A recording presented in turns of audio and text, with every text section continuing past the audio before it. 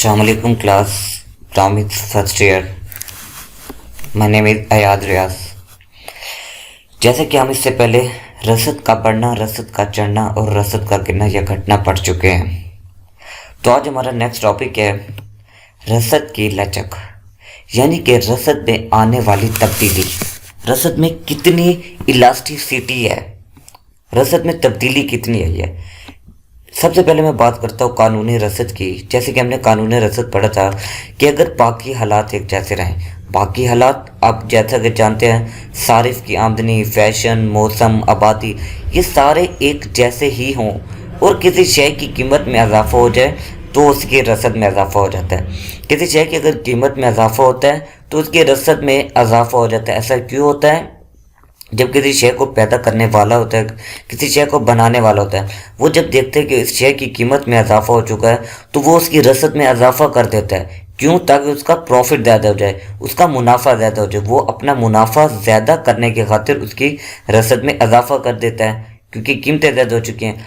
अगर कीमत में कमी हो जाए तो रसद भी कम हो जाती है। जाहिर सी बात है, जब वो देखेगा कि मेरी इस शय की कीमत में कमी आ चुकी है तो वो उसकी रसद भी कम कर देगा। वो ये सोचेगा कि ज़्यादा चीज़ें बनाने की ज़रूरत ही नहीं है, ज़्यादा चीज़ें बनाना मेरे लिए नुकसान देगा। जाहिर सी बात है, वो चीज़ें ज़्यादा पैदा करेगा, कीमतें तो बढ़ चुकी हैं, लोग ख़रीदेंगे नहीं, उसकी चीज़ ज़ाया हो जाएगी। तो कीमत में कमी की वजह से उसकी रसद भी कम हो जाती है।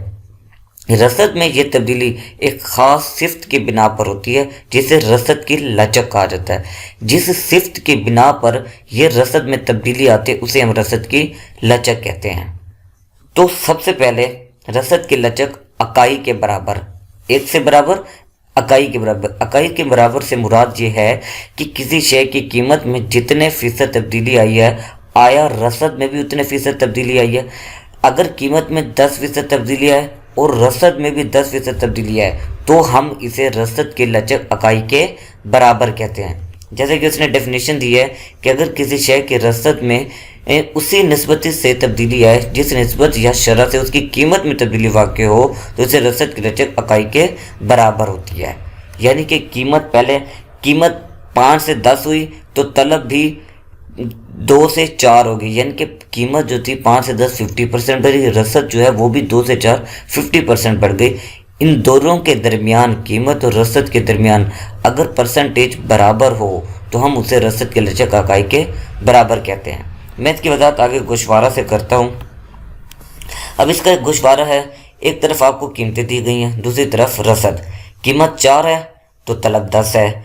अब देखिए जी, कीमत बढ़कर 4 से 8 यानी कि दुगनी हुई है, डबल हुई है। रसद भी 10 से 20 दुगनी हो गई है। कीमत फिर 8 से 12 बढ़ गई है, डबल। तो रसद भी क्या हुई है, 20 से 30 हो गई। यानी कि कीमत और रसद में आने वाली जो तब्दीली है वो एक ही शरह से है, एक ही रेशो से है। तो इसे हम रसद की लचक इकाई के बराबर कहते हैं। जैसा कि डायग्राम आप देख सकते हैं, एक तरफ कीमत है, दूसरी तरफ आपकी रसद है, क्वांटिटी है। ये प्राइस है, ये क्वांटिटी है। प्राइस P1 हुई तो Q भी Q1 होगी। यानी कि कीमत और रसद में जो इजाफा है वो एक ही निस्बत से आ रहा है, बराबर है पड़ा। तो इससे आप रसद के लचक इकाई के बराबर कहते हैं। जैसे कि हम ऊपर ये गोशवारा क्वेश्चन दिया गया है, एक फार्मूला दिया गया है, delta Q over delta P is equal to 1। अब ये जो साइन है डेल्टा, जिसे आप देख सकते हैं डेल्टा, लफ्ज़ डेल्टा का मतलब होता है किसी शय में आने वाली तब्दीली। ये डेल्टा किसी शय में होने वाली तब्दीली को बयान करता है, रेट ऑफ चेंज को शो करता है।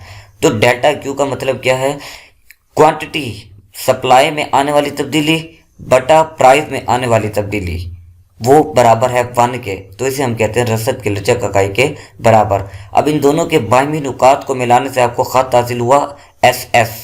ये उसके नुकात मिले हुए हैं, ये आपका ख़त है और इसका नाम है S।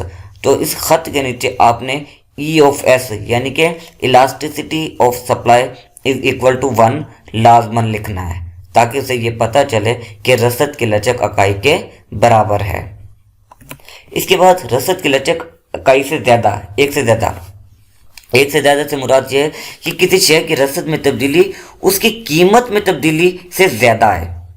यानी कि वो कहते हैं अगर किसी शेयर की रसद में तब्दीली उस निस्बत से ज़्यादा हो जिस निस्बत से उसकी कीमत में तब्दीली आए, यानी रसद में तब्दीली की शरह की कीमत में तब्दीली की शरह से ज़्यादा हो तो इसे हम इकाई से ज़्यादा कहते हैं। यानी कि कीमत जो थी वो बड़ी है, 2 गुना हुई है। कीमत आटे की, अब मिसाल के तौर पर आटे की कीमत बढ़कर दुगनी हो गई है, लेकिन उसकी रसद जो है वो 2 गुना नहीं बल्कि 4 गुना बढ़ जाएगी। जब उसकी रसद 4 गुना बढ़ जाएगी तो हम ये कह सकते हैं कि रसद की लचक इकाई से ज़्यादा है। इसका गोशवारा, जैसे कि आप ये गोशवारा देख सकते हैं, एक तरफ कीमत दूसरी तरफ सप्लाई। अब कीमत 4 थी, रसद क्या है आपकी 10 है। कीमत 4 से 8 हुई, डबल हुई, तो रसद को 10 से 20 होना चाहिए था, लेकिन वो 10 से 30 हो गई है, यानी कि दुगना से ज़्यादा बढ़ी है। इधर देखिए, फिर कीमत क्या हुई, 8 से 12 हो गई, बढ़ी, लेकिन रसद इन जितने जितने निस्बत से कीमत बढ़ी थी, यहाँ पर रसद उस निस्बत से नहीं बढ़ रही। रसद 30 से 40 होनी चाहिए थी, लेकिन वो 30 से 50 हुई है। तो लिहाजा हमें ये पता चला कि कीमत में तब्दीली जिस निस्बत से हो रही है, रसद में तब्दीली उस निस्बत से ज़्यादा हो रही होती है। कीमत और रसद में जो तब्दीली है वो रसद में तब्दीली कीमत के मुकाबले में ज़्यादा है पड़ी, तो इस वजह से हम रसद की लचक इसे कहते हैं, रसद की लचक इकाई से ज़्यादा। अब इसकी एक डायग्राम है, एक तरफ कीमत है, दूसरी तरफ रसद है। कीमत प्राइस पी ये है, क्यू ये है। प्राइस देखिए यहाँ से यहाँ तक थोड़ी सी बढ़ी है, P1 हुई, और क्वांटिटी को देखिए यहाँ से यहाँ तक हो गई है, बहुत ज़्यादा तब्दीली आई है। ये जो बहुत ज़्यादा तब्दीली आई है ये हमें ये बता रही है कि कीमत में इतनी ज़्यादा तब्दीली नहीं है, रसद में ज़्यादा तब्दीली है। तो हम इसे कहते हैं elasticity of supply greater than when. ये साइन आप देख रहे हैं, ये साइन होता है ग्रेटर देन का। तो elasticity of supply greater than 1, यानी कि रसद की लचक इकाई से ज़्यादा है। अब इनके बायमी नुकात, एक ये वाला और ये वाला, इनको मिलाने से आपको ख़त हासिल हुआ जिसका नाम है ख़त रसद, और उसका नाम दिया गया है SS का। फिर वही फार्मूला है डेल्टा Q और डेल्टा P ग्रेटर देन 1। रसद की लचक इकाई से कम। अगर किसी शय की रसद में तब्दीली उस निस्बत से कम हो जिस निस्बत से उसकी कीमत में तब्दीली आए, यानी रसद में तब्दीली की शरह में तब्दीली की शरह से कम हो, तो रसद की लचक इकाई से कम होती है। देखिए बेटा, रसद में तब्दीली आई ज़रूर, लेकिन उतने फीसद नहीं आई जितने फीसद कीमत में तब्दीली आई है। कीमत में तब्दीली आई 50%, रसद में भी 50% तब्दीली आनी चाहिए थी, लेकिन रसद में 50% नहीं आई। रसद में तब्दीली आई है 30% या 40%, यानी कि कीमत के मुकाबले में रसद में तब्दीली कम आए तो उसे हम कहते हैं रसद की लचक इकाई से कम आए। ये बात हम गोशवारा से साबित करते हैं। ये एक तरफ आप देख रहे हैं कीमत है, दूसरी तरफ रसद है। कीमत 4 है, रसद 10 है। अब कीमत 4 से 8 डबल हुई, रसद को भी 10 से 20 होना चाहिए था, लेकिन 15 हुई है। रसद बड़ी ज़रूर है, लेकिन कीमत के मुकाबले में वो रसद जो है वो कम बढ़ी है। कीमत फिर 8 से 12 हुई है, 4% बढ़ी है, तो 8 से 12 हुई है, बहुत ज़्यादा बढ़ी है, लेकिन रसद जो है वो 15 से 20 हुई है, इतनी ज़्यादा नहीं बढ़ी। कीमत के मुकाबले में वो इतनी तेज़ी से नहीं बढ़ रही। तो हम ये कह सकते हैं कि जब कीमत में इजाफा ज़्यादा हो, रसद में इजाफा कम हो, तो इसे हम रसद की लचक इकाई से कम होती है। इसकी वजाहत हम डायग्राम से करते हैं। एक तरफ वही कीमत और रसद, कीमत ये है, रसद ये है, क्वांटिटी।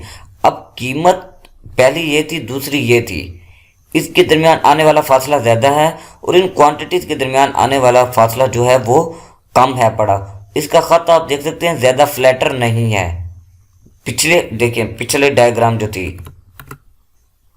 ये वाली, इसका जो ख़त है ये बहुत ज़्यादा फ्लैटर है, बहुत ज़्यादा लेंथी है, लेटा हुआ है, लेकिन इसका ख़त देखें ज़्यादा लेटा हुआ नहीं है। तो ये हमें बात साबित कर रहे हैं कि कीमत में तब्दीली ज़्यादा है, रसद में तब्दीली कम है। तो elasticity of supply less than 1, ये साइन आप देख रहे हैं ये है लेस देन का, तो elasticity of supply less than 1। तो इनके खतूत को मिलाने से जो ख़त